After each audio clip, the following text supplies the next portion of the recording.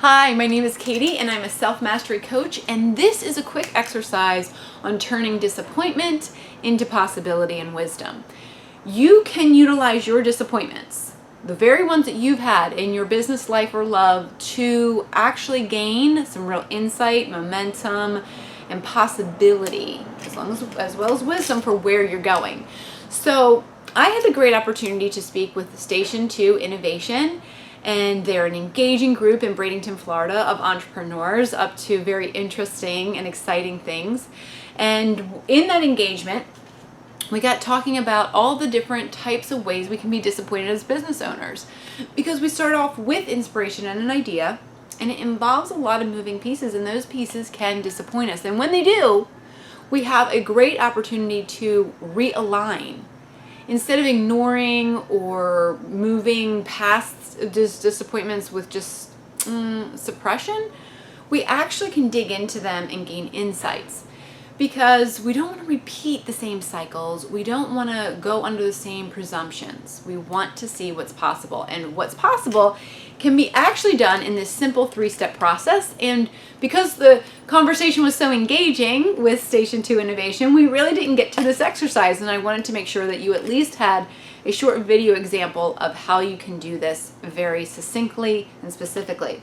So in this exercise, you would put down my disappointment is. Like, what were you disappointed in? Be very intentional to be clear about what your disappointment was.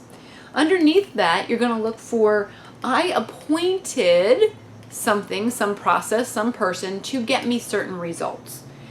And then you're going to go into, it was a misappointment because. Why did it not work? Why did what you appointed miss? It was a misappointment, which led to a disappointment. And then what could be a better appointment? Now, I'm going to share a brief example from a client of mine. He came to me and he was very disappointed. He had been in a family business, actually a partnership with someone in his family, and that family member dissolved the partnership. Obviously, there could be some lessons in verifying contracts and securing things legally, but nevertheless, it was deeper than that, because what happened was when he looked at his disappointment over the dissolution of the partnership, he realized that he appointed his helpfulness to secure relationship and partnership. Now, why was helpfulness a misappointment would be the next step. He was incredibly helpful. He was generous. As he was describing it to me and reflecting upon it, he was grabbing coffee, he was doing the scheduling, he was there early, he was there late, he was just super helpful. And why would someone want to let him go from partnership?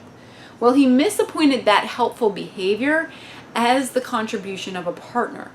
And that behavior actually, as we looked at it, resembled more of something like an employee or even an intern, a personal assistant.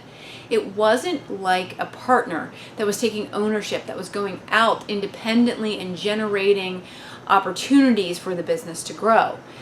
So this is where it led to the dissolving of the business. When he looked at why was I so attached to the idea of helping in the way that an intern or an employee would, he realized that the camaraderie and the closeness, the proximity, being near this family member that he respected and enjoyed, actually trumped his ability to see what was going to be most contributive to the business itself.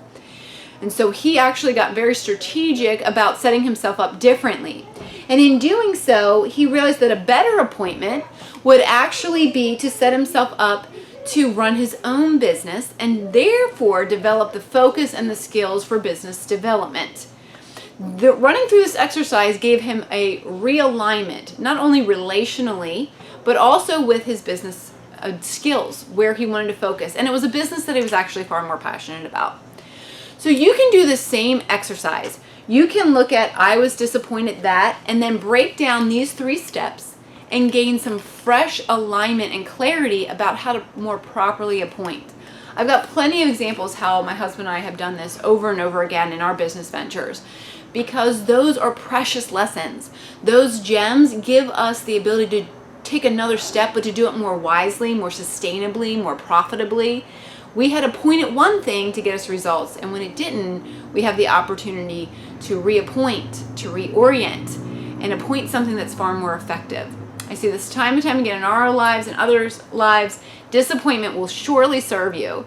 So make sure you dive in, do some of these exercises, maybe not just once, twice, a couple times. Gain those insights from your own experiences, and you will line up with the things you really want with more momentum. So again, I'm Katie Close. I'm a self-mastery coach, and I specifically work with entrepreneurs. I'd be willing to work with anybody, but entrepreneurs have a very particular interest and desire to be creative, to self-own their processes, their businesses, their lives. And I'd be happy to help you go through work just like this. A lot of other great processes too, if you really want to glean the insights of your own awareness and your experiences. Love to do that. Check out katieclose.com, and I hope this really helps and serves you turn your disappointments into possibilities.